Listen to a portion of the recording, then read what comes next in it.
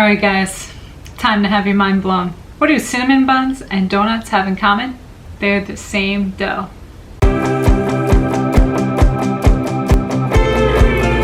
Today on Chef Grace's Place, we're going to learn how to make enriched bun dough, which is the dough for cinnamon buns and for donuts. These are the donuts that you fill with things. So by making them with yeast, then you can get all those nice air holes, which you can then fill with jelly or Boston cream or whatever filling you want. I have Nutella and peanut butter and jelly in mine.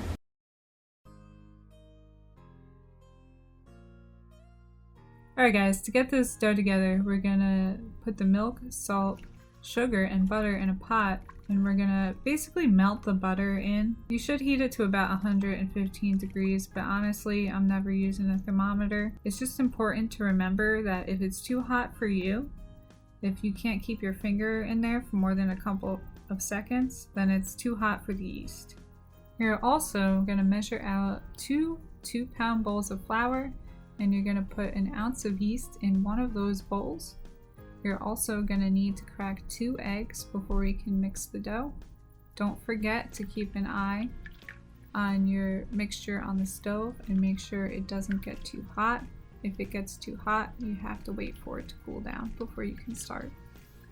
To mix the dough, we're gonna take our stovetop mixture and mix it into the flour that has the yeast in it. Everything is gonna go into this bowl, so make sure this is the largest mixing bowl that you have.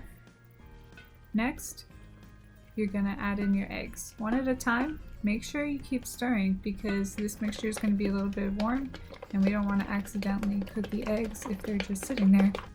Once the eggs are incorporated, you're gonna mix in the next batch of flour, and then it's really gonna become a dough that you're gonna be able to knead.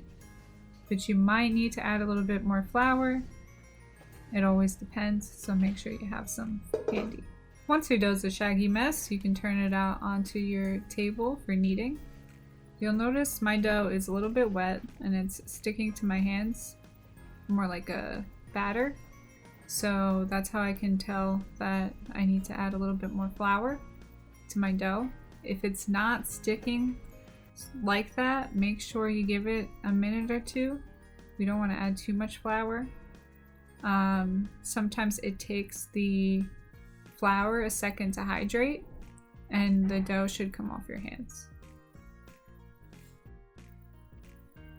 Once you have enough flour in your dough, you're just going to knead it until it becomes nice and tight and smooth. It should take about 5 to 10 minutes of kneading to get this consistency.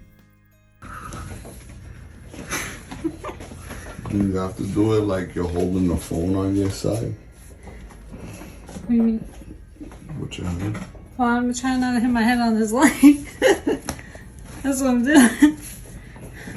You know, struggles of making YouTube videos. Lights are in the way. Why don't you just make this taller? It doesn't go taller than that. Because I need a wide base so the thing goes on the angle. It doesn't tip forward.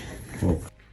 So once your dough looks nice and smooth, you're going to oil a bin or wash out the bowl that you used to mix it in and oil that.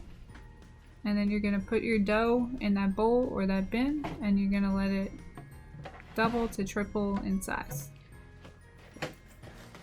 Once the bulk fermentation is complete, it's time to make the donuts and cinnamon buns.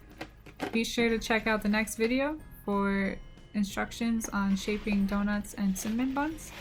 And don't forget, you can go to chefgracesplace.com and take a virtual class with me. Thanks for watching Chef Grace's Place, and I'll see you in the next video.